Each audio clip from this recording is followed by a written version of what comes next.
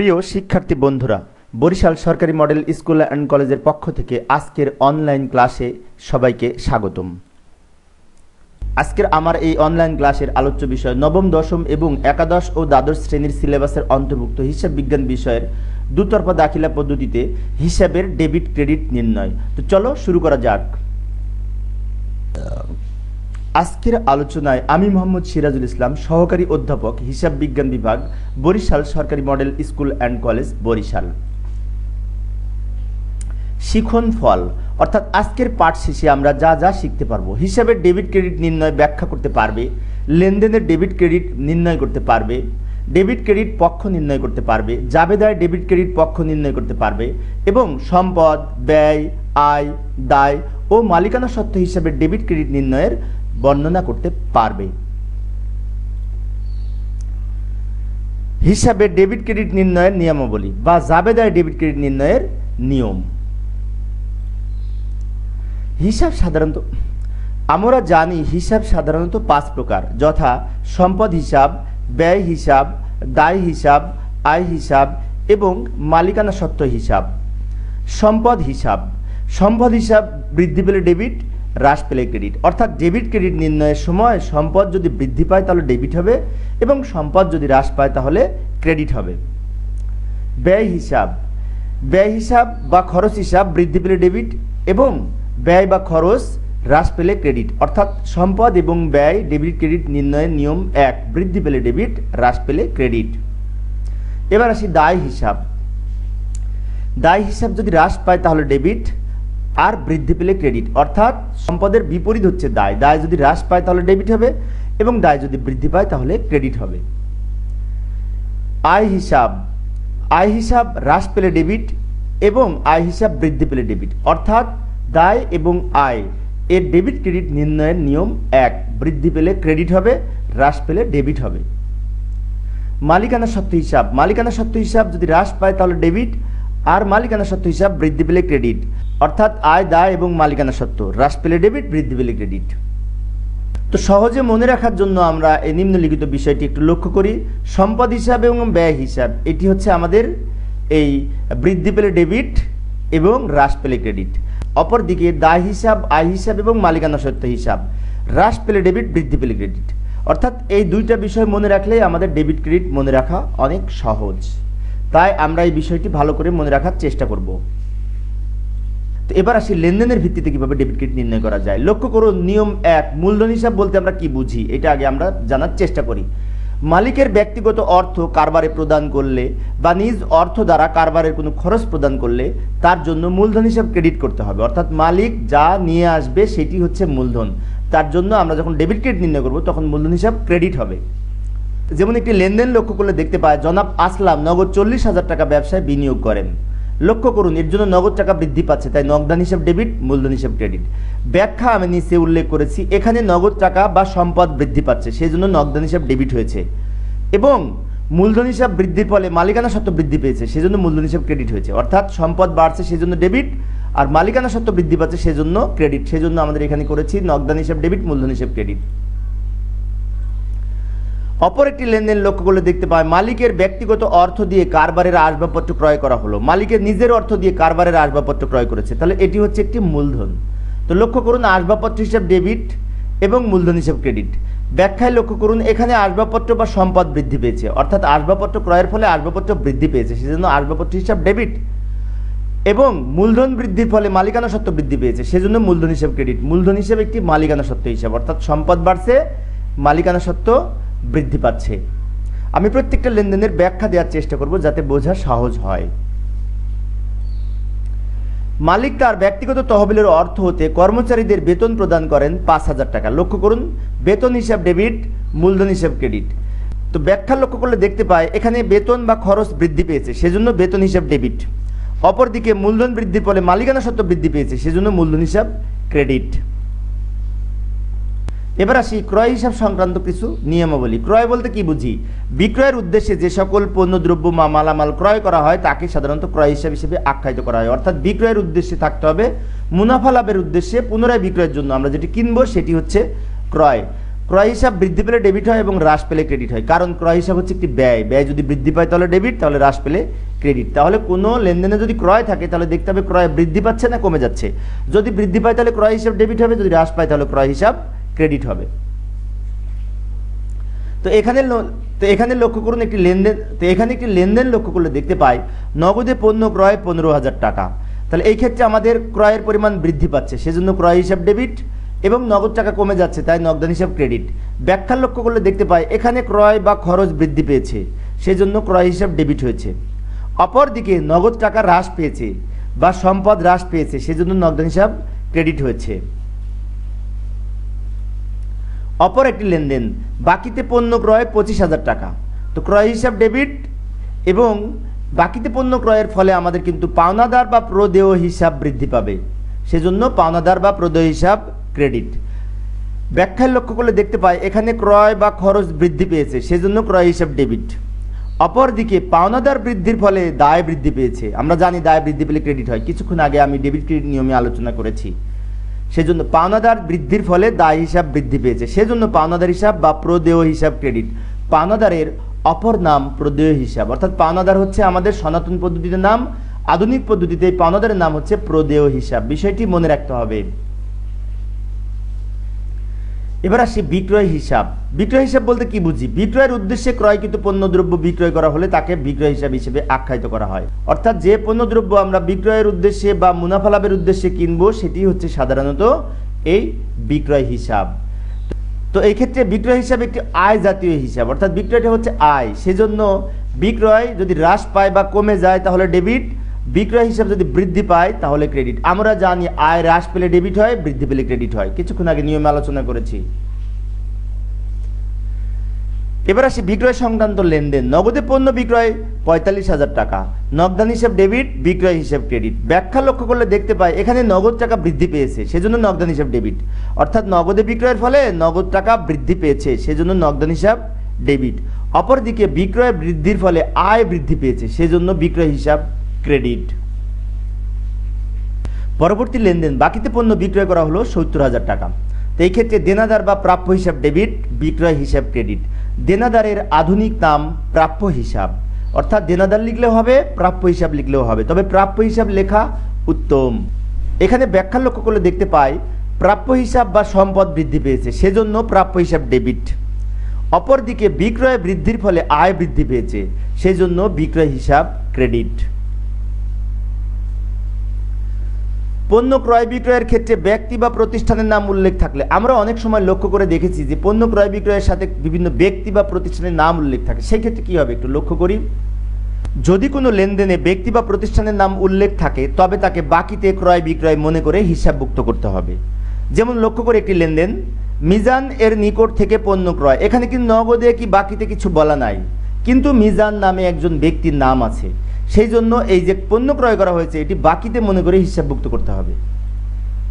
তো ওই লেনদেনটি আমরা এখানে লক্ষ্য করলে দেখতে পাই মিজানের নিকট থেকে পণ্য ক্রয় 10,000 টাকা, ক্রয় হিসাব ডেবিট, পাওনাদার মিজান হিসাব ক্রেডিট। এখানে প্রদেয় হিসাব লিখলেও পারতাম, অর্থাৎ পাওনাদার ব্র্যাকেটে মিজানের নাম লেখা উত্তম। ব্যাখ্যা, এখানে ক্রয় বা খরচ বৃদ্ধি পেয়েছে, সেজন্য ক্রয় হিসাব ডেবিট। তাহলে ক্রয় হিসাব কেন ডেবিট হচ্ছে? খরচ বৃদ্ধি পেয়েছে, আমরা জানি খরচ বৃদ্ধি পেলে ডেবিট হয়, কিছুক্ষণ আগে নিয়মে আলোচনা করেছি, সেই জন্য ক্রয় হিসাব ডেবিট। অপরদিকে পাওনাদার বৃদ্ধির ফলে দায় বৃদ্ধি পেয়েছে, সেজন্য পাওনাদার মিজান হিসাব ক্রেডিট। আরও একটি লেনদেন লক্ষ্য করলে দেখতে পাই মামুন এর নিকট পণ্য বিক্রয় 20,000 টাকা। এখানে মামুন হচ্ছে দেনাদার, দেনাদার মামুন হিসাব ডেবিট, বিক্রয় হিসাব ক্রেডিট। এখানে মামুনের নাম দেনাদারের পাশে ব্র্যাকেট দিয়ে লেখাটা উত্তম। ব্যাখ্যা, এখানে দেনাদার বা সম্পদ বৃদ্ধি পেয়েছে, সেজন্য দেনাদার হিসাব ডেবিট হয়েছে। অপরদিকে বিক্রয়ের ফলে আয় বৃদ্ধি পেয়েছে, সেজন্য বিক্রয় হিসাব ক্রেডিট হয়েছে। আপনারা লক্ষ্য করেছেন যে বিক্রয় সবসময় স্বাভাবিকভাবে ক্রেডিট হয়, তবে বিক্রয় কমে গেলে ডেবিট হয়, কিছু কিছু লেনদেনে আছে, কিন্তু ইন জেনারেলি বিক্রয় সাধারণত ক্রেডিট হবে ম্যাক্সিমাম লেনদেনের ক্ষেত্রে, আর ক্রয় ডেবিট হয়, বিষয়টি মনে রাখতে হবে। ব্যক্তি বা প্রতিষ্ঠানের নামের সাথে নগদ বা চেক যদি উল্লেখ থাকে, বিষয়টি মনে রাখার মতো, অর্থাৎ যদি কোনো লেনদেনে ব্যক্তি বা প্রতিষ্ঠানের নামের পাশাপাশি নগদ, চেক, ব্যাংক ইত্যাদি শব্দ উল্লেখ থাকে তাহলে তাকে বাকিতে বলে গণ্য করা যাবে না। অর্থাৎ কিছুক্ষণ আগে আমি বললাম যে ব্যক্তি বা প্রতিষ্ঠানের নাম উল্লেখ থাকলে সেটি বাকিতে মনে করতে হবে, কিন্তু এইখানে বলছে যে ব্যক্তি বা প্রতিষ্ঠানের সাথে যদি নগদ বা চেক উল্লেখ থাকে তাহলে কিন্তু সেটি বাকিতে হবে না। লক্ষ্য করি কামালের নিকট হতে নগদে মাল ক্রয় করা হলো 10,000 টাকা। তাহলে এইখানে লক্ষ্য করুন কামালের নাম আছে, সাথে নগদ আছে। এখানে যেহেতু নগদ উল্লেখ আছে সেজন্য নাম কামালের নাম থাকলেও এটি নগদে মনে করতে হবে, অর্থাৎ নামের সাথে যদি নগদ চেক উল্লেখ থাকে তাহলে সেটি বাকিতে ধরা যাবে না। লক্ষ্য করি ওই লেনদেনটি কামালের নিকটে হতে নগদে পণ্য ক্রয় 10,000 টাকা। তাহলে কি ক্রয় হিসাব ডেবিট আর নগদান হিসাব ক্রেডিট। কিছুক্ষণ আগে আমি বলেছি যে ক্রয় স্বাভাবিকভাবেই বিভিন্ন লেনদেনে ক্রয় হিসাব বৃদ্ধি পেলে ক্রয় হিসাব ডেবিট হয়, আর যেহেতু নগদ টাকা চলে যাচ্ছে তাই নগদান হিসাব ক্রেডিট। ব্যাখ্যা লক্ষ্য করলে দেখতে পাই এখানে ক্রয় বা ব্যয় বৃদ্ধি পেয়েছে সেজন্য ক্রয় হিসাব ডেবিট, অপরদিকে নগদ টাকা বা সম্পদ কমে গেছে সেজন্য নগদান হিসাব ক্রেডিট। আমরা জানি সম্পদ কমে গেলে ক্রেডিট। এবার আসি নাফিজের নিকট পণ্য বিক্রয় করে চেক প্রাপ্তি। লক্ষ্য করুন এখানে কিন্তু নাম আছে, নাফিজ নাম আছে, সাথে চেক আছে, তাহলে এটিও কিন্তু আমাদের বাকিতে গণ্য করা যাবে না, কারণ চেক আছে নামের সাথে। তাহলে ব্যাংক হিসাব ডেবিট, বিক্রয় হিসাব ক্রেডিট। একটা জিনিস বলে রাখি সেটি হচ্ছে, তবে একটি বিষয় খেয়াল রাখা উচিত, সেটি হচ্ছে চেক থাকলেই ব্যাংক হিসাব হবে। আমরা যদি চেক পাই তাহলে ব্যাংক হিসাব ডেবিট হবে, আমরা যদি চেক প্রদান করি তাহলে ব্যাংক হিসাব ক্রেডিট হবে। ব্যাখ্যা, এখানে ব্যাংক জমা বা সম্পদ বৃদ্ধি পেয়েছে সেজন্য ব্যাংক হিসাব ডেবিট, এবং বিক্রয় বৃদ্ধির ফলে আয় বৃদ্ধি পেয়েছে সেজন্য বিক্রয় হিসাব ক্রেডিট। ধারে পণ্য ক্রয় করার ক্ষেত্রে নিয়মাবলী। ধারে পণ্য ক্রয়ের ক্ষেত্রে যদি ব্যক্তি বা প্রতিষ্ঠানের নাম উল্লেখ না থাকে তাহলে আমরা ক্রয় হিসাব ডেবিট করব, প্রদেয় হিসাব বা পাওনাদার হিসাব ক্রেডিট করব। যেমন লক্ষ্য করুন ধারে পণ্য ক্রয় করা হলো 55,000 টাকা, তাহলে এইখানে আমাদের কি হবে, ক্রয় হিসাব ডেবিট হবে, প্রদেয় হিসাব বা পাওনাদার হিসাব ক্রেডিট হবে। আমরা পরের পেজে দেখি, লক্ষ্য করুন এই যে ধারে পণ্য ক্রয় করা হলো 55,000 টাকা, তো এইটা ডেবিট ক্রেডিট নির্ণয় করতে যদি বলে তাহলে আমরা জানি যে ক্রয় সবসময় ডেবিট হয়, বিশেষ করে সাধারণভাবে ক্রয় করলে ক্রয় বৃদ্ধি পেলে ক্রয় সবসময় ডেবিট হয়, ক্রয় হিসাব ডেবিট। অপরদিকে প্রদেয় হিসাব ক্রেডিট। একটি বিষয় খেয়াল রাখতে হবে সেটি হচ্ছে ক্রয়ের সাথে প্রদেয় হিসাব বা পাওনাদার হিসাবের সম্পর্ক এবং বিক্রয়ের সাথে দেনাদার হিসাব বা প্রাপ্য হিসাবের সম্পর্ক, বিষয়টি মনে রাখতে হবে। এখানে ক্রয় বৃদ্ধি পেয়েছে সেজন্য ক্রয় হিসাব ডেবিট, আমরা জানি ক্রয় হিসাব বৃদ্ধি পেলে ডেবিট, কেননা ক্রয় হচ্ছে ব্যয়। অপরদিকে পাওনাদার বৃদ্ধির ফলে দায় বৃদ্ধি পেয়েছে সেজন্য প্রদেয় হিসাব ক্রেডিট। ধারে পণ্য বিক্রয়ের হলে সমাধানের ক্ষেত্রে লক্ষ্য করি বাকিতে পণ্য বিক্রয়ের সময় যদি ব্যক্তি বা প্রতিষ্ঠানের নাম উল্লেখ না থাকে তবে প্রাপ্য হিসাব বা দেনাদার হিসাব ডেবিট হবে, বিক্রয় হিসাব ক্রেডিট হবে, অর্থাৎ প্রাপ্য হিসাব ডেবিট, বিক্রয় হিসাব ক্রেডিট। ব্যাখ্যা, এখানে দেনাদার বা সম্পদ বৃদ্ধি পেয়েছে সেজন্য এই প্রাপ্য হিসাব বা দেনাদার হিসাব ডেবিট হয়েছে। অপরদিকে বিক্রয় বৃদ্ধির ফলে আয় বৃদ্ধি পেয়েছে সেজন্য বিক্রয় হিসাব ক্রেডিট হয়েছে। এখানে বিক্রয় হিসাব কেন ক্রেডিট হলো, বিক্রয়টা আয় বৃদ্ধি পেলে ক্রেডিট হয়, বিষয়টি মনে রাখতে হবে। ধারে পণ্য বিক্রয় 13,000 টাকা। লক্ষ্য করুন প্রাপ্য হিসাব বা দেনাদার হিসাব ডেবিট, বিক্রয় হিসাব ক্রেডিট, একই লেনদেন কিন্তু কিছুক্ষণ আগে আমি আলোচনা করেছি। ক্রয় ফেরত বা বহি ফেরত। ক্রয় ফেরত এর অপর নাম বহি ফেরত, বিষয়টি মনে রাখতে হবে। ক্রয় ফেরত বলতে কি বুঝি, পূর্বে ক্রয়কৃত পণ্য ফেরত দেওয়া হলে তাকে ক্রয় ফেরত হিসেবে আখ্যায়িত করা হয়। এক্ষেত্রে আমরা যখন জাবেদা করব, ডেবিট ক্রেডিট নির্ণয় করব, তখন প্রদেয় হিসাব বা নগদান হিসাব ডেবিট হবে, ক্রয় ফেরত হিসাব ক্রেডিট হবে। আমরা যদি বাকিতে ক্রয়কৃত পণ্য ফেরত দিই তাহলে হবে প্রদেয় হিসাব ডেবিট, ক্রয় ফেরত হিসাব ক্রেডিট। আর যদি নগদে ক্রয়কৃত পণ্য ফেরত দিই তাহলে আমাদের ডেবিট ক্রেডিট নির্ণয় করতে হবে নগদান হিসাব ডেবিট, ক্রয় ফেরত হিসাব ক্রেডিট, অর্থাৎ ক্রয় ফেরত হিসাবটা হবে ক্রেডিট দিকে, যদি বাকিতে হয় তাহলে ডেবিট দিকে প্রদেয় হিসাব হবে, আর যদি নগদে হয় তাহলে ডেবিটে নগদান হিসাব হবে, অর্থাৎ উপরে প্রদেয় হিসাব বা নগদান হিসাব এর যে কোনো একটি হবে। ক্রয় ফেরত সংক্রান্ত এখানে একটি লেনদেন লক্ষ্য করি। আকিবের নিকট হতে ক্রয়কৃত পণ্য ফেরত দেওয়া হলো 2,000 টাকা। এখানে কিন্তু নগদে উল্লেখ নাই, কিন্তু একজনের নাম আছে, আকিবের নাম আছে, সেই জন্য এটি হচ্ছে বাকিতে মনে করে হিসাবভুক্ত করতে হবে। তাহলে এই ক্ষেত্রে সমাধানে হবে প্রদেয় হিসাব আকিব ডেবিট, ক্রয় ফেরত হিসাব ক্রেডিট। ব্যাখ্যা, এখানে প্রদেয় হিসাব হ্রাস পাচ্ছে, অর্থাৎ আমরা যার কাছ থেকে কিনেছিলাম তাকে যদি পণ্য ফেরত দিই তাহলে আমাদের পাওনাদারের পরিমাণ কমে যাবে, অর্থাৎ দায় কমে যাবে। তো এই ক্ষেত্রে দায় হ্রাস পেলে আমরা জানি ডেবিট হয়, সেজন্য প্রদেয় হিসাব আকিব ডেবিট হয়েছে এবং ক্রয় ফেরত হিসাব ক্রেডিট হয়েছে। প্রদেয় হিসাবের পাশে আকিব লিখে রাখা উত্তম। ক্রয় ফেরতের ফলে ব্যয় হ্রাস পায়, সেজন্য ক্রয় ফেরত হিসাব ডেবিট। কেননা ক্রয় ফেরত এর ফলে ক্রয় এর পরিমাণ কমে যায়, সেজন্য ক্রয় ফেরত হিসাব ডেবিট হয়। ইমরুল এর নিকট নগদে ক্রয়কৃত পণ্য ফেরত দেয়া হলো, অর্থাৎ ইমরুলের নিকট আমরা নগদে কিনেছিলাম সেটি ফেরত দিয়েছি। তাহলে এইখানে কিন্তু আমাদের নগদান হিসাব ডেবিট হবে, ক্রয় ফেরত হিসাব ক্রেডিট হবে। খেয়াল করেছেন, নগদান হিসাব ডেবিট হবে, ক্রয় ফেরত হিসাব ক্রেডিট হবে। এখানে নগদ টাকা বা সম্পদ বৃদ্ধি পেয়েছে। আমি যদি এখন পণ্য ফেরত দিই তাহলে কিন্তু নগদ টাকা ফেরত পাবো, নগদ টাকা আমি পাবো, সেজন্য নগদান হিসাব ডেবিট হবে, নগদ টাকা বৃদ্ধি পেয়েছে। অপরদিকে ক্রয় ফেরত হিসাব ক্রেডিট হয়, কেননা ক্রয় ফেরতের ফলে ব্যয় হ্রাস পায়, সেজন্য ক্রয় ফেরত হিসাব ক্রেডিট হয়। বিক্রয় ফেরত এর অপর নাম আন্ত ফেরত, বিষয়টি মনে রাখতে হবে। বিক্রয় ফেরত বলতে কি বুঝি? পূর্বে বিক্রিত পণ্য ফেরত আসলে তাকে বিক্রয় ফেরত হিসেবে আখ্যায়িত করা হয়, অর্থাৎ পূর্বে আমি বিক্রয় করেছিলাম সেটি ফেরত এসেছে। আরেকটি বিষয় লক্ষণীয়, ফেরত আসলে সেটি বিক্রয় ফেরত, আর ফেরত দেওয়া হলে সেটি ক্রয় ফেরত। এই ক্ষেত্রে আন্ত ফেরত হিসাব ডেবিট হবে এবং প্রাপ্য হিসাব বা নগদান হিসাব ক্রেডিট হবে, অর্থাৎ বিক্রয় ফেরত বা আন্ত ফেরত হিসাব ডেবিট হবে। আর আমরা যদি বিষয়টি নগদে অর্থাৎ আন্ত ফেরত বা বিক্রয় ফেরত হিসাব ডেবিট করব এবং পণ্যটি যদি বাকিতে বিক্রয় করা হয়ে থাকে তাহলে প্রাপ্য হিসাব ক্রেডিট হবে, আর যদি নগদে বিক্রয় করা হয়ে থাকে তাহলে নগদান হিসাব ক্রেডিট হবে।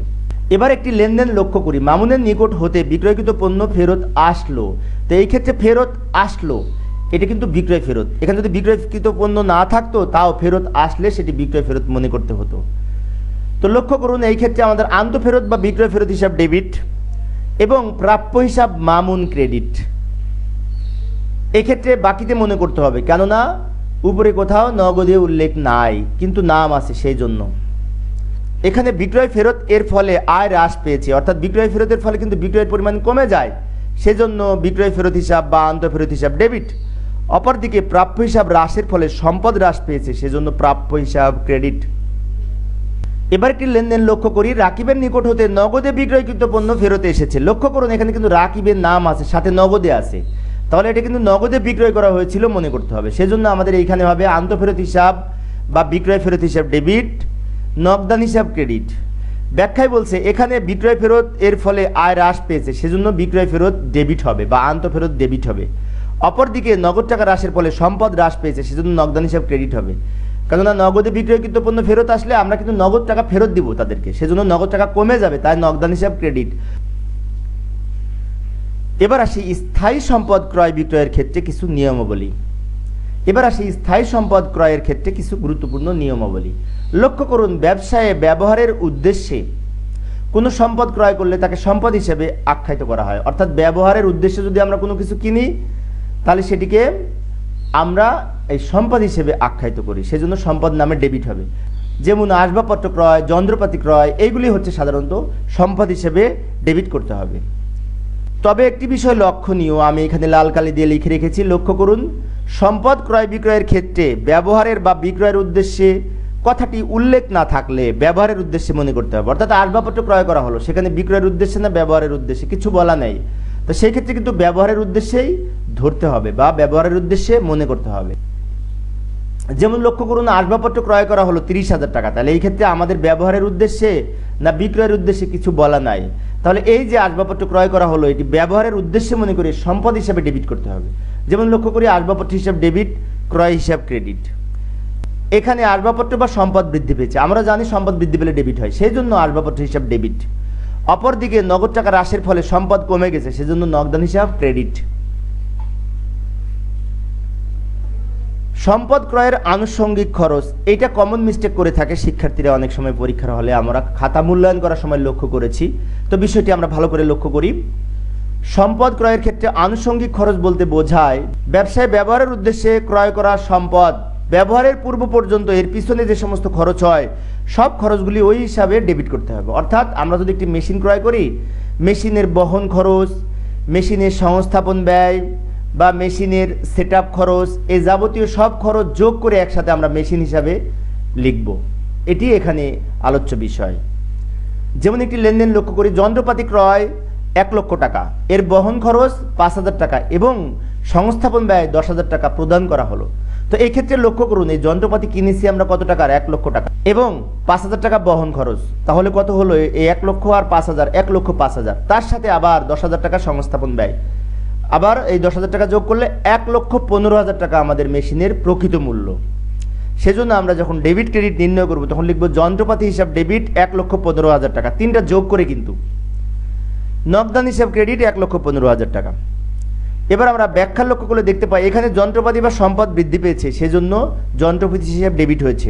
অপরদিকে নগদ টাকা হ্রাসের ফলে সম্পদ কমে গেছে, সেজন্য নগদান হিসাব ক্রেডিট হয়েছে। তাহলে লক্ষ্য করেছেন যে আমাদের এই যন্ত্রপাতি ক্রয়ের ফলে যা খরচ হবে সব যোগ করে একসাথে কিন্তু আমরা ডেবিট ক্রেডিট নির্ণয় করি। এবার আমরা আরও একটি লেনদেন লক্ষ্য করলে দেখতে পাই যন্ত্রপাতির সংস্থাপন ব্যয় বাবদ 20,000 টাকা প্রদান করা হলো। অর্থাৎ যন্ত্রপাতি ক্রয় করেছিলাম তার জন্য সংস্থাপন ব্যয় বাবদ এখানে আলাদা দেওয়া আছে, কিন্তু আলাদা দেওয়া থাকলেও এর জন্য আমাদের এই জাবেদা করতে হবে যন্ত্রপাতি হিসাব ডেবিট, এই নগদান হিসাব ক্রেডিট। লক্ষ্য করুন এখানে কিন্তু যন্ত্রপাতি সংস্থাপন ব্যয় নির্বাহ করেছি আমরা কত টাকা, 20,000 টাকা, তারপরেও কিন্তু জাবেদায় হচ্ছে আমাদের যন্ত্রপাতি হিসাব ডেবিট, নগদান হিসাব ক্রেডিট। এখানে যদি থাকতো যন্ত্রপাতি পরিবহন খরচ, তাহলেও আমরা জাবেদা করতাম যন্ত্রপাতি হিসাব ডেবিট, নগদান হিসাব ক্রেডিট। এবার আসি স্থায়ী সম্পদ বিক্রয়ের ক্ষেত্রে। কারবারের ব্যবহারের জন্য ক্রয়কৃত কোনো সম্পত্তি যদি বিক্রয় করা হয় তাহলে কিন্তু বিক্রয় হিসাব ক্রেডিট করা যাবে না। আমি কিছুক্ষণ আগে বলেছিলাম যে বিক্রয় করলে বিক্রয় হিসাব ক্রেডিট হয়, কিন্তু যদি সম্পদ বিক্রি করি তাহলে বিক্রয় হিসাবে ক্রেডিট করা যাবে না, বিষয়টি মনে রাখতে হবে। যেমন লক্ষ্য করুন, এখন তাহলে সমাধান কি হবে, সমাধানে হবে উক্ত সম্পদ এর নাম ক্রেডিট করতে হবে। যন্ত্রপাতি, যেমন লক্ষ্য করুন পুরাতন যন্ত্রপাতি বিক্রয় করা হলো, তাহলে এই ক্ষেত্রে যন্ত্রপাতি হিসাব ক্রেডিট হবে, এখানে কিন্তু বিক্রয় হিসাব ক্রেডিট করা যাবে না, বিষয়টি মনে রাখতে হবে। আমরা অনেকে ভেবে থাকি যে বিক্রয় হলে বিক্রয় হিসাব ক্রেডিট, তা কিন্তু নয়। কারণ যদি আমরা সম্পদ বিক্রি করি, যেমন যন্ত্রপাতিটা সম্পদ, সেজন্য যন্ত্রপাতি যদি বিক্রি করা হয়, আসবাবপত্র যদি বিক্রি করা হয়, অফিস সরঞ্জাম যদি বিক্রি করা হয়, তাহলে ওই নামে ক্রেডিট করতে হবে, বিক্রয় হিসাব ক্রেডিট করা যাবে না। আমরা কয়েকটি উদাহরণ লক্ষ্য করলে দেখতে পাই, যেমন পুরাতন আসবাবপত্র বিক্রয় করা হলো 20,000 টাকা, তাহলে আমরা জানি যে আসবাবপত্র বিক্রি করলে নগদ টাকা বৃদ্ধি পায়, তো নগদান হিসাব ডেবিট। কিন্তু এখানে মনে হচ্ছে বিক্রয় হিসাব ক্রেডিট হবে, কিন্তু না, বিক্রয় হিসাব ক্রেডিট হবে না, এখানে হবে আসবাবপত্র হিসাব ক্রেডিট, কারণ আসবাবপত্রের পরিমাণ কমে গেছে। ব্যাখ্যায় বলছে এখানে নগদ টাকা বৃদ্ধি পেয়েছে, তাই নগদান হিসাব ডেবিট। আসবাবপত্র হ্রাসের ফলে সম্পদ হ্রাস পেয়েছে, সেজন্য আসবাবপত্র হিসাব ক্রেডিট। আমরা আরও একটি লেনদেন লক্ষ্য করলে দেখতে পাই মেশিন এর পরিবহন ব্যয় বাবদ প্রদান করা হলো 3,000 টাকা। তাহলে মেশিন এর বাংলা নাম কিন্তু যন্ত্রপাতি হিসাব, তাহলে আমরা এখানে মেশিন হিসাব লিখতে পারতাম, যন্ত্রপাতি হিসাবও লিখতে পারতাম। আমরা এখানে লিখেছি যন্ত্রপাতি হিসাব ডেবিট, নগদান হিসাব ক্রেডিট। ব্যাখ্যা, এখানে যন্ত্রপাতি বা সম্পদ বৃদ্ধি পেয়েছে, সেজন্য যন্ত্রপাতি হিসাব ডেবিট হয়েছে, কেননা মেশিন এর অপর নাম যন্ত্রপাতি। অপরদিকে নগদ টাকা হ্রাসের ফলে সম্পদ হ্রাস পেয়েছে, সেজন্য নগদান হিসাব ক্রেডিট। এবার আসে অফিস সরঞ্জাম হিসাব। এখন অফিস সরঞ্জাম হিসাব কোনগুলি সেগুলি আগে আমাদের জানা উচিত। লক্ষ্য করুন, অফিসে ব্যবহারের জন্য ক্রয়কৃত দেয়াল ঘড়ি, কম্পিউটার, রেফ্রিজারেটর, টাইপরাইটার, এইগুলি হচ্ছে এই অফিস সরঞ্জাম হিসেবে লিখতে হবে। তো এইখানে লক্ষ্য করি অফিসে ব্যবহারের জন্য কম্পিউটার ক্রয় করা হলো 30,000 টাকা। লক্ষ্য করুন এখানে কম্পিউটার কিনেছি, তাহলে কম্পিউটারটা অফিস সরঞ্জাম, সেজন্য আমাদের এই ডেবিট ক্রেডিট নির্ণয় করার সময় অফিস সরঞ্জাম হিসাব ডেবিট, নগদান হিসাব ক্রেডিট হবে। অফিস সরঞ্জাম হিসাব কেন ডেবিট হলো? কম্পিউটার এক ধরনের অফিস সরঞ্জাম। ব্যাখ্যা, এখানে কম্পিউটার বা সম্পদ বৃদ্ধি পেয়েছে, সেজন্য অফিস সরঞ্জাম হিসাব ডেবিট। অপরদিকে নগদ টাকা হ্রাসের ফলে সম্পদ হ্রাস পেয়েছে, সেজন্য নগদান হিসাব ক্রেডিট। অর্থাৎ সম্পদ হ্রাস পেলে আমরা সেই সম্পদ হিসাবকে ক্রেডিট করব। এখানে সম্পত্তির নাম হচ্ছে আমাদের নগদান হিসাব। তাহলে এখানে একটা সম্পদ বাড়ছে যার নাম অফিস সরঞ্জাম, আরেকটি সম্পদ কমছে যার নাম নগদান হিসাব। এবার আসি আসবাবপত্র হিসাব বলতে আমরা কি বুঝি। অফিসে ব্যবহারের জন্য ক্রয়কৃত আসবাবপত্র, আলমারি, showcase, chair table, file cabinet ইত্যাদি ক্রয়ের জন্য আসবাবপত্র হিসাব ডেবিট করতে হবে। অর্থাৎ আমি যদি আলমারি কিনি তাহলে আমাদের আলমারি হিসাব ডেবিট করা যাবে না, ডেবিট করতে হবে আসবাবপত্র হিসাব। আমরা যদি শোকেস কিনি তো শোকেস হিসাব ডেবিট করা যাবে না, আমাদের করতে হবে আসবাবপত্র হিসাব ডেবিট। আমরা যদি চেয়ার টেবিল কিনি তো চেয়ার টেবিলের নামে হিসাব লেখা যাবে না, লিখতে হবে আসবাবপত্র হিসাব। তো এখানে একটি লেনদেন লক্ষ্য করলে দেখতে পাই অফিসে ব্যবহারের জন্য আলমারি ক্রয় করা হলো 7,000 টাকা। তাহলে এই ক্ষেত্রে আমাদের আসবাবপত্র হিসাব ডেবিট 7,000 টাকা এবং নগদান হিসাব ক্রেডিট 7,000 টাকা। ব্যাখ্যায় বলছে এখানে আসবাবপত্র বা সম্পদ বৃদ্ধি পেয়েছে, অর্থাৎ আলমারি ক্রয়ের ফলে আমাদের আসবাবপত্র বৃদ্ধি পেয়েছে যা সম্পদ, সেজন্য আসবাবপত্র হিসাব ডেবিট। অপরদিকে নগদ টাকা কমে গেছে, সেজন্য নগদান হিসাব ক্রেডিট।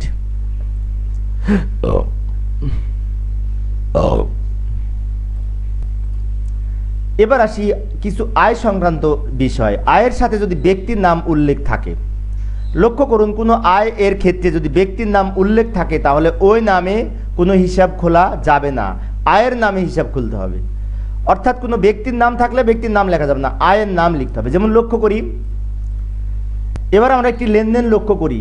ভাড়াটিয়া জনাব আমিনুলের কাছ থেকে ভাড়া পাওয়া গেছে 8,000 টাকা, অর্থাৎ আমাদের একজন ভাড়াটিয়া আছে জনাব আমিনুল, তার কাছ থেকে আমরা ভাড়া পেয়েছি, তাহলে এটি হচ্ছে আয়। তো আয়ের ক্ষেত্রে নগদ টাকা বৃদ্ধি পেয়েছে, নগদান হিসাব ডেবিট, ভাড়া আয় হিসাব ক্রেডিট। এখানে কিন্তু আমিনুলের নাম আমরা লিখি নাই, সেজন্য বলা হচ্ছে যে আয়ের সাথে যদি নাম উল্লেখ থাকে তাহলে আয়ের নাম লিখতে হবে, ভাড়া হিসাব লিখতে হবে, নাম ব্যক্তির নাম লেখা যাবে না। ব্যাখ্যা, এখানে নগদ টাকা বা সম্পদ বৃদ্ধি পেয়েছে, সেজন্য নগদান হিসাব ডেবিট হয়েছে। অপরদিকে ভাড়া আয় হিসাব ক্রেডিট হয়েছে, কারণ প্রাপ্ত ভাড়া বৃদ্ধির ফলে আয় বৃদ্ধি পেয়েছে। অনুরূপ আরও একটি লেনদেন লক্ষ্য করলে দেখতে পাই জনাব আকিবের কাছ থেকে বিনিয়োগের সুদ পাওয়া গেল 2,000 টাকা। তাহলে আমরা এখানে নগদ টাকা বৃদ্ধি পেয়েছে, তাই নগদান হিসাব ডেবিট। অপরদিকে আকিবের কাছ থেকে আমরা বিনিয়োগের সুদ পেয়েছি, অর্থাৎ আকিবের কাছে আমরা বিনিয়োগ করেছিলাম, সেখান থেকে আমরা আয় হয়েছে, সুদ পেয়েছি, সেজন্য সুদ আয় হিসাব ক্রেডিট বা বিনিয়োগের সুদ হিসাব ক্রেডিট। এই ক্ষেত্রে আমাদের ব্যাখ্যা হচ্ছে এখানে নগদ টাকা বা সম্পদ বৃদ্ধি পেয়েছে, সেজন্য নগদান হিসাব ডেবিট। অপরদিকে বিনিয়োগের সুদ বৃদ্ধির ফলে আয় বৃদ্ধি পেয়েছে, সেজন্য সুদ আয় হিসাব ক্রেডিট। ঠিক অনুরূপভাবে যদি খরচের সাথে ব্যক্তির নাম থাকে সেক্ষেত্রেও কিন্তু ব্যক্তির নাম লেখা যাবে না, ওই খরচের নাম লিখতে হবে। লক্ষ্য করি কোনো খরচ এর ক্ষেত্রে ব্যক্তির নাম উল্লেখ থাকলে ওই ব্যক্তির নাম লেখা যাবে না, খরচের নামে হিসাব লিখতে হবে। যেমন আমরা একটি উদাহরণ লক্ষ্য করি, কর্মচারী হান্নানকে বেতন প্রদান 12,000 টাকা। আমরা কাকে বেতন দিচ্ছি? হান্নানকে। এখানে হান্নানের নাম আছে, সাথে বেতন আছে, তাহলে বেতনটা হচ্ছে খরচের খাত আর হান্নান হচ্ছে ব্যক্তি। তাহলে আমরা যখন হিসাবের খাতায় লিখবো তখন লিখবো বেতন হিসাব ডেবিট, এই হান্নানের নামকে লিখবো না, লিখবো বেতন হিসাব ডেবিট, নগদান হিসাব ক্রেডিট।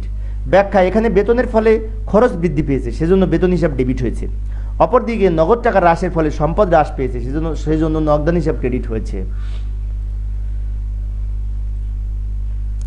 কর্মচারী মিরাজের বেতন বকেয়া রয়েছে 3,000 টাকা। আরও একটি লেনদেন লক্ষ্য করলে দেখতে পাই কর্মচারী মিরাজের বেতন বকেয়া রয়েছে, এখানে কিন্তু আমরা নগদে পরিশোধ করি নাই, তাহলে এখানে বেতন হিসাব ডেবিট এবং প্রদেয় বেতন বা বকেয়া বেতন হিসাব ক্রেডিট। ব্যাখ্যা, এখানে বেতনের ফলে ব্যয় বৃদ্ধি পেয়েছে, অর্থাৎ বেতন এর ফলে আমাদের ব্যয় বৃদ্ধি পেয়েছে, সেজন্য বেতন হিসাব ডেবিট।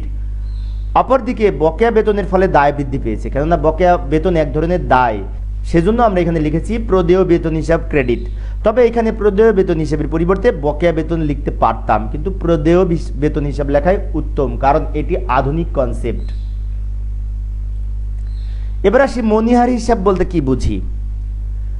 অফিসের প্রয়োজনে কাগজ, কলম, কালি, স্কেল, কার্বন, আলপিন, টেপ, স্টেনসিল পেপার, ক্লিপ, সুতা ইত্যাদি ক্রয় করলে তাকে মনিহারি হিসাবে ডেবিট করতে হবে। বিষয়টি মনে রাখতে হবে, কিন্তু একটি কলম ক্রয়, কালি ক্রয়, এগুলি আমাদের মনিহারি হিসাবে লিখতে হবে, কলম নামে লেখা যাবে না। তবে আধুনিক ধারণা অনুযায়ী মনিহারি হিসাবের পরিবর্তে সাপ্লাইস হিসাবেও ডেবিট করা যেতে পারে, অর্থাৎ মনিহারি হিসাবের আধুনিক নাম হচ্ছে সাপ্লাইস হিসাব। যেমন একটি লেনদেন লক্ষ্য করি, অফিসের প্রয়োজনে কাগজ, কালি, কলম, কার্বন ক্রয় 1,000 টাকা। তাহলে এখানে কাগজ, কালি, কার্বন হিসাবে লেখা যাবে না, লিখতে হবে মনিহারি খরচ ডেবিট, নগদান হিসাব ক্রেডিট। মনিহারি খরচের ফলে ব্যয় বৃদ্ধি পেয়েছে, অর্থাৎ মনিহারি খরচটা ব্যয়, সেজন্য মনিহারি হিসাব ডেবিট। নগদ টাকা হ্রাসের ফলে সম্পদ হ্রাস পেয়েছে, সেজন্য নগদান হিসাব ক্রেডিট।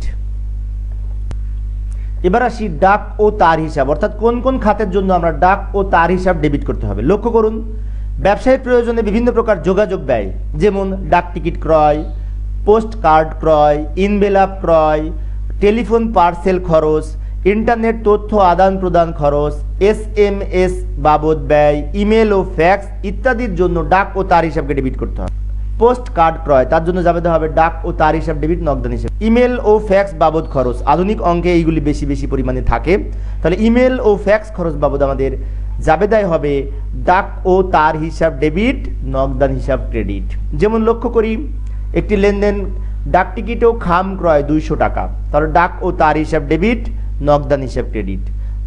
এখানে ডাক ও তার খরচের ফলে ব্যয় বৃদ্ধি পেয়েছে, সেজন্য ডাক ও তার হিসাব ডেবিট। আবার নগদ টাকা হ্রাসের ফলে সম্পদ হ্রাস পেয়েছে, সেজন্য নগদান হিসাব ক্রেডিট। এবার আমরা আরও একটি লেনদেন লক্ষ্য করি, SMS বাবদ ব্যয় 200 টাকা, তাহলে ডাক ও তার হিসাব ডেবিট, নগদান হিসাব ক্রেডিট। লক্ষ্য করুন এখানে ডাক ও তার খরচ, সেজন্য ডাক ও তার হিসাব ডেবিট, খরচ বৃদ্ধি পেয়েছে, নগদ টাকা কমে গেছে, সেজন্য নগদান হিসাব ক্রেডিট। তো প্রিয় শিক্ষার্থী বন্ধুরা, তোমরা হয়তো লক্ষ্য করেছো যে আমি প্রত্যেকটা লেনদেনের নিচে ব্যাখ্যা প্রদান করেছি, যাতে সবাই সহজেই বুঝতে পারে। অর্থাৎ আমার এই ক্লাসটি যদি প্রথম থেকে শেষ পর্যন্ত মনোযোগ সহকারে তোমরা দেখো, তাহলে আশা করি প্রাইভেট পড়ে তোমাদের এই বিষয়গুলি শেখা লাগবে না, নিজে নিজেই পারবে। এবার আসি আপ্যায়ন খরচ হিসাব কখন ডেবিট করতে হয়। তো লক্ষ্য করি কারবারের প্রয়োজনে বিভিন্ন প্রকার মেহমানদারি খরচ, যেমন চা, বিস্কুট, কোকাকোলা, কোল্ড ড্রিঙ্কস ইত্যাদির জন্য যদি ব্যয় করা হয়, তাহলে তার জন্য আপ্যায়ন খরচ হিসাবকে ডেবিট করতে হবে। যেমন লক্ষ্য করি কারবারের প্রয়োজনে চা, বিস্কুট, কোকাকোলা বাবদ ব্যয় 800 টাকা, তাহলে এইখানে আমাদের আপ্যায়ন খরচ ডেবিট, নগদান হিসাব ক্রেডিট হবে। লক্ষ্য করুন চা বিস্কুট নামে কিন্তু আমরা লিখি নাই, লিখেছি কি আপ্যায়ন খরচ। এখানে আপ্যায়ন খরচ বৃদ্ধির ফলে ব্যয় বৃদ্ধি পেয়েছে, সেজন্য আমাদের এই আপ্যায়ন খরচ হিসাব ডেবিট হয়েছে, কারণ আপ্যায়ন খরচটা ব্যয়। অপরদিকে নগদ টাকা হ্রাসের ফলে সম্পদ হ্রাস পেয়েছে, সেজন্য নগদান হিসাব ক্রেডিট। যেমন আরও একটি লেনদেন লক্ষ্য করি ব্যবসায়ের প্রয়োজনে নাস্তা বাবদ ব্যয় 800 টাকা, তাহলে এই ক্ষেত্রেও কিন্তু আপ্যায়ন খরচ ডেবিট, নগদান হিসাব ক্রেডিট। কেননা নাস্তাটা এক ধরনের আপ্যায়ন, যেটি ব্যবসায়ের খরচের মধ্যে পড়ে। বিবিধ খরচ হিসাব, কোন কোন ক্ষেত্রে বিবিধ খরচ হিসাব ডেবিট হবে, বিষয়টি ভালো করে মনে রাখার চেষ্টা করি। ভিক্ষুককে ভিক্ষা প্রদান, পিয়নকে বকশিস প্রদান, ক্লাবের চাঁদা প্রদান, মসজিদে চাঁদা প্রদান, অন্যান্য ছোটখাটো দান সহ বিভিন্ন খুঁটিনাটি খরচকে এই বিবিধ খরচ হিসেবে আখ্যায়িত করা হয়।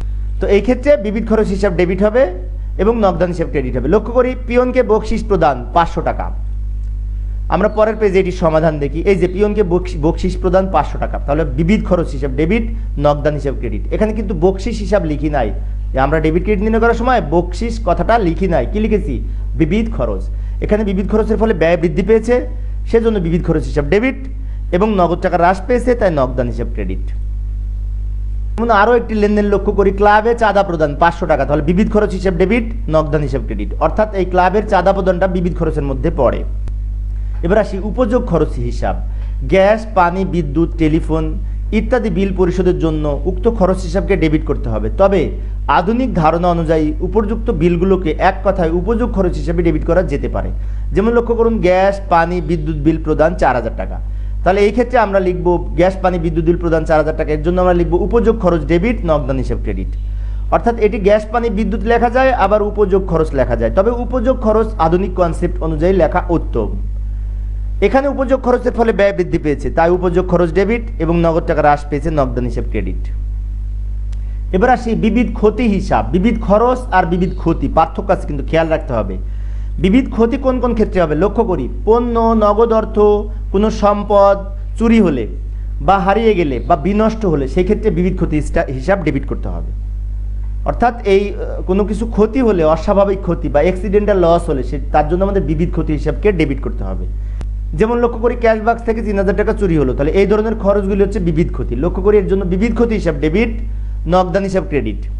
এখানে বিবিধ ক্ষতির ফলে ব্যয় বৃদ্ধি পেয়েছে, সেজন্য বিবিধ ক্ষতির ডেবিট। অপরদিকে নগদ টাকা হ্রাস পেয়েছে, সেজন্য নগদান হিসাব ক্রেডিট। নগদ টাকাটা সম্পদ, কমে গেলে ক্রেডিট। তো আরও একটি লেনদেন লক্ষ্য করি আগুনে পণ্য বিনষ্ট হয়েছে 2000 টাকা। লক্ষ্য করুন সমাধানের জন্য এটা বিবিধ ক্ষতি হিসাব ডেবিট হবে, অর্থাৎ আগুনে পণ্য বিনষ্ট হলে বিবিধ ক্ষতি হিসাব ডেবিট হবে। এবং ক্রেডিট কী হবে লক্ষ্য করুন তো এখানে কিন্তু নগদান ক্রেডিট হবে না, কেননা নগদ টাকা বিনষ্ট হয় না, বিনষ্ট হয়েছে পণ্য কমে গেছে। অর্থাৎ লক্ষ্য করে দেখুন পণ্য বিনষ্ট হয়েছে, তাহলে পণ্যের পরিবর্তে ক্রয় হিসাব ক্রেডিট হবে, অর্থাৎ ক্রয়ের পরিমাণ কমে গেছে। তো এই ক্ষেত্রে ব্যাখ্যায় দেখুন এখানে বিবিধ ক্ষতির ফলে ব্যয় বৃদ্ধি পেয়েছে, সেজন্য বিবিধ ক্ষতি হিসাব ডেবিট। অপরদিকে ক্রয় হ্রাসের ফলে ব্যয় হ্রাস পেয়েছে। লক্ষ্য করুন ক্রয় হ্রাসের ফলে ব্যয় হ্রাস পেয়েছে, ক্রয় যেহেতু হ্রাস পেয়েছে বা কমে গেছে সেজন্য ক্রয় হিসাব ক্রেডিট।